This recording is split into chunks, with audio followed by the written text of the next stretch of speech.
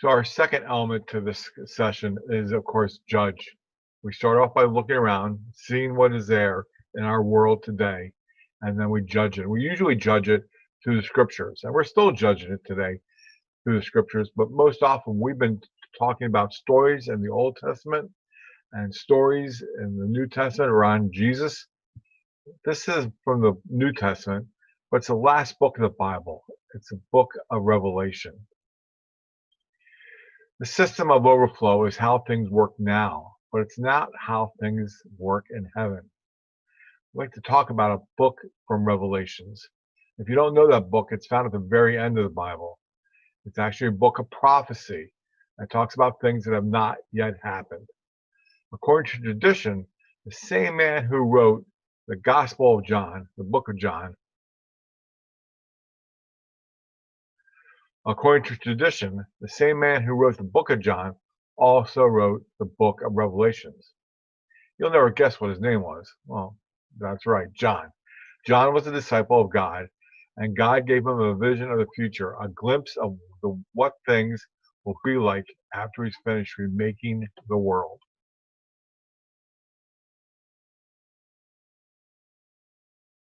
So Revelation is very cryptic. It's almost like coded, and it's sometimes very confusing to read.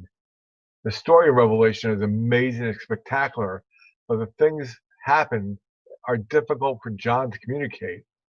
So regardless, there is a passage at the very end of the book that I want to share with you. It comes from Revelations chapter 21, verses 1 to 7. It reads like this.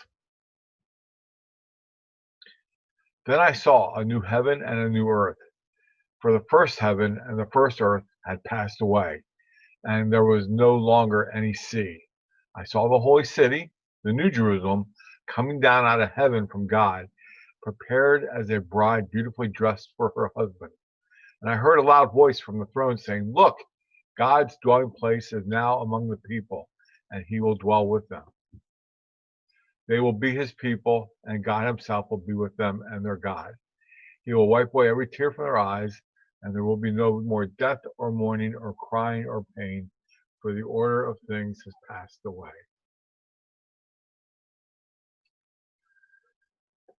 He who was seated on the throne said, "I am making everything new." And then he said, "Write this down, for these words are trustworthy and true." He said to me, "It is done.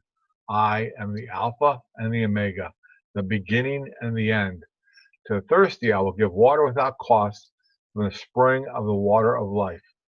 Those who are victorious will inherit all of this, and I will be their God, and they will be my children." The text is a description of the new world that God will create when the old world passes away. Did you notice that the passage said a new heaven and a new earth? It's a new place that functions completely different than the way we do things, the way we imagine things should be done on earth. So often, God's focus is on the short-term version of God, and we are either concerned about being forgiven for our sins in order to get into heaven, or we're concerned about making this world a better place while we're here by showing others love. Both of these things are important to the message of Jesus, but they're not the end of the story. God has a bigger plan for forgiveness and service to others. This weekend, we're going to talk, this session,